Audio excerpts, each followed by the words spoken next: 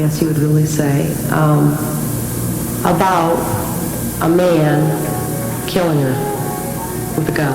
On Saturday, Christmas Day, the news media finally picked up the story of the missing Jill Robinson. There were several human interest stories that day of the 12-year-old missing girl who was not home for Christmas. It is Wednesday evening, December 22nd, 1976, 3 days before Christmas.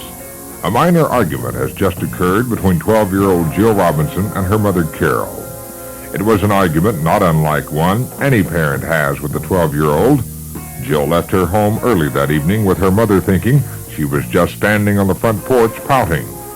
As dinner time approached, her mother stepped outside to call her in to eat. She was not there.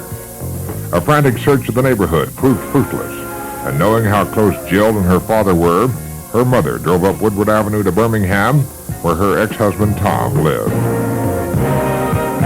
Jill was last seen between her house and here.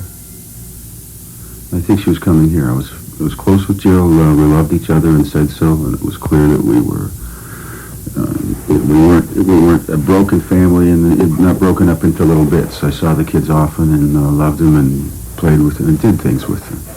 But I think it's far more accurate to say that she simply had a spat with her mother and stomped out of the house, grabbed her bike and was on her way here.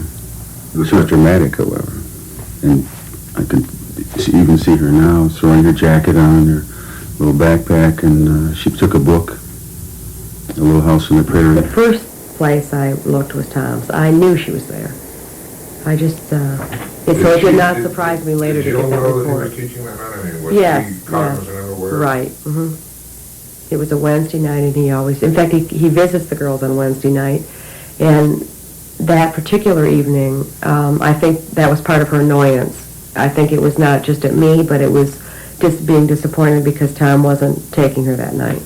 And I had been Christmas shopping and came in, and we were trying to get ready to go to a church service, and I was trying to get her to help me with dinner, and that's when I started getting the attitude of, I'm not going to help, and I'm not going to babysit, and I'm not going to do anything, and, if you don't like it, tough, And I think that I don't see how that could have been directly, related to me since I hadn't even been there. I mean, she was obviously angry about something else when I came in.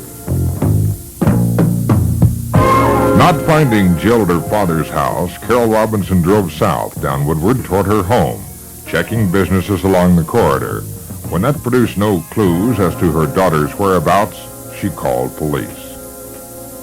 Royal Oak police logged the missing persons report at 11:38 p.m. December 22nd. The report did not cause any alarm with the police department, nor did it receive any more attention than hundreds of other missing persons reports simply because of the circumstances. An argument between mother and daughter. The daughter leaves. The conclusion? Jill Robinson was a runaway and would probably be home before morning. She was not. On Thursday, December 23rd, Carol Robinson waited by the phone, hoping Jill would call. She contacted all of Jill's close school friends. None had seen her. On Thursday evening, Jill's father, Tom, was having Christmas at his home for his daughters, a tradition since the divorce, and Carol was positive that if her daughter was still all right, she would not miss Christmas with her father. It was when Jill did not show up Thursday night that both Carol and Tom Robinson suspected something had happened to their daughter. Christmas Eve is a very special time for the Robinson family.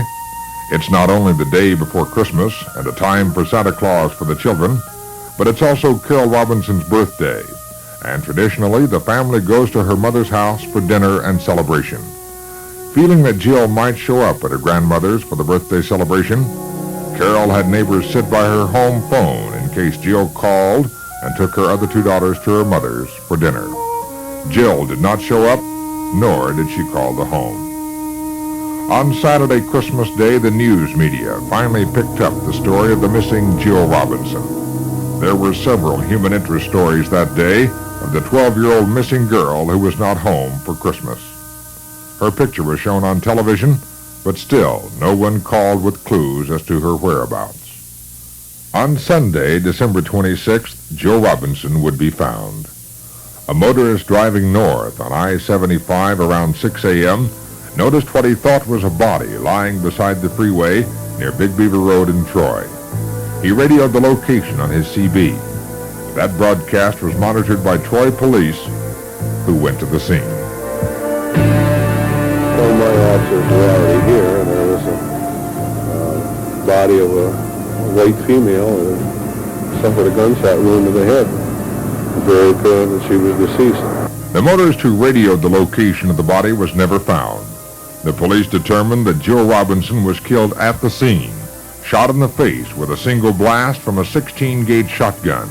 The shot used was that commonly used by hunters. The time of death was between 3 and 6 a.m. It had begun snowing at about that time, and the snow on the body was about as deep as the fresh snow on the ground.